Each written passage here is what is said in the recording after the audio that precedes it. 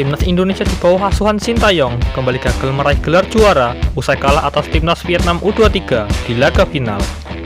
Berikut kami telah merangkum kronologi gagalnya skuad Garuda Muda di Piala AFF U23.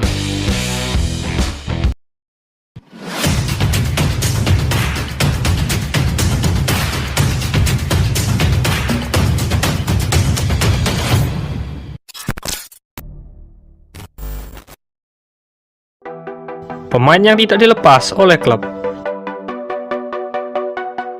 Sebelum berlaga di Piala AFF U23, sebelumnya PSSI melalui rekomendasi dari Sintayong telah memanggil 26 pemain untuk mengikuti pemusatan latihan di Jakarta. Waktu itu, Coach Sintayong berniat memanggil sebagian besar pemain dari skuad juara SEA Games Kamboja seperti Ramadan Sananta, Fajar Faturrahman, Witan Sulaiman, hingga Rizky Ridho. Sayangnya, karena ada beberapa pemain yang telah menembus tim inti dan bermain reguler di klubnya, membuat PSSI mengalami kesulitan untuk memanggil para pemain tersebut. Hal ini tentu tak terlepas dari terus berjalannya Liga 1 Indonesia yang membuat beberapa klub enggan melepas para pemainnya. Permasalahan ini bahkan terus berbuntut panjang hingga menyebabkan perselisihan antara pihak Timnas Indonesia dengan beberapa pelatih asing yang menangani klub Liga 1. Thomas Doll, yang selama ini terkenal susah melepas para pemain Timnas Indonesia di luar agenda FIFA, dinilai oleh manajer Timnas Indonesia Kombes Pol Sumarji tidak mendukung program Timnas Indonesia. Selain itu, Timnas Indonesia juga gagal diperkuat oleh Ivar Jenner dan Rafael Strijk, yang juga tidak dilepas oleh klubnya. Oleh karena itu, Coach Shin pun akhirnya memanggil beberapa pemain baru untuk menggantikan para pemain yang tidak dilepas oleh timnya. Dan pada akhirnya, Coach Shin pun hanya bisa membawa 11 pemain dari alumni SEA Games Kamboja lalu. Sanksi yang aktif. Tidak sampai di situ, setelah tidak dapat memanggil beberapa pemain yang diinginkan, Timnas Indonesia U23 harus kembali diterpa kabar buruk. Pasalnya, skuad Garuda Muda dipastikan tidak akan bisa memainkan dua pemainnya di ajang Piala AFF U23 kali ini. Dua pemain tersebut yaitu Titan Agung dan Komang Teguh. Hal tersebut terjadi karena aktifnya sanksi dari AFC atas buntut dari keributan di final SEA Games Kamboja lalu.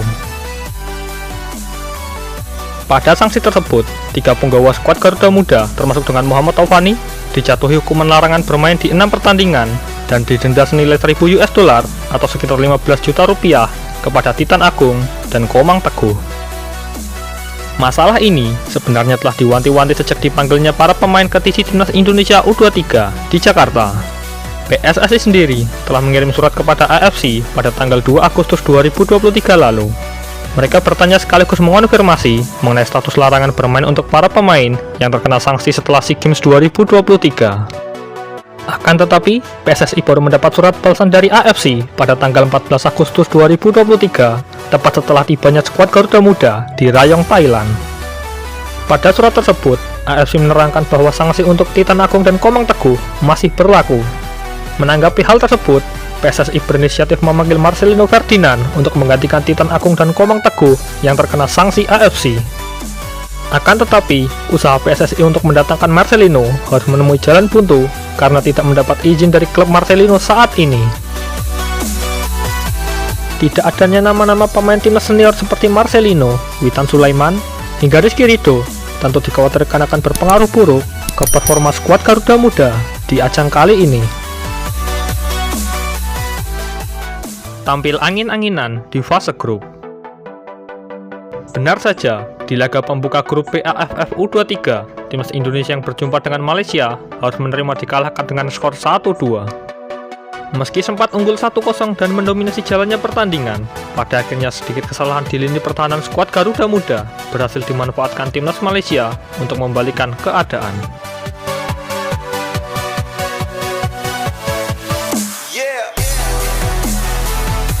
Di laga kedua menghadapi Timur Leste, Timnas Indonesia yang diharapkan menang dengan mencetak banyak gol, bahkan hanya menang tipis 1-0. Padahal di laga ini, Timnas Indonesia begitu mendominasi permainan dengan mencatatkan 65% penguasaan bola dan 20 tembakan. Namun, dari sekian banyaknya peluang yang ada, Timnas Indonesia hanya mampu mencatatkan 1 gol.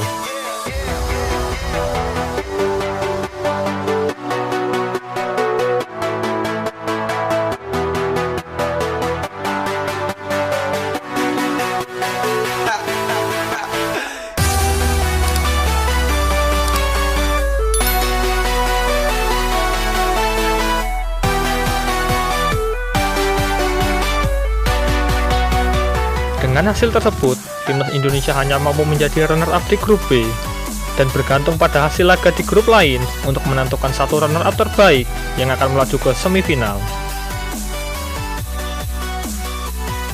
Beruntungnya, timnas Indonesia berhasil melaju ke semifinal dengan mencatatkan 3 poin, unggul dari Kamboja dan Filipina yang hanya mencatatkan 1 poin. Tampil meyakinkan di semifinal, timnas Indonesia yang akan berhadapan dengan sang tuan rumah Thailand sebenarnya sempat tidak diunggulkan karena tampil kurang meyakinkan di babak fase grup. Akan tetapi, pada akhirnya skuad Garuda mampu membuktikan diri dengan menumbangkan sang tuan rumah Thailand dengan skor 3-1.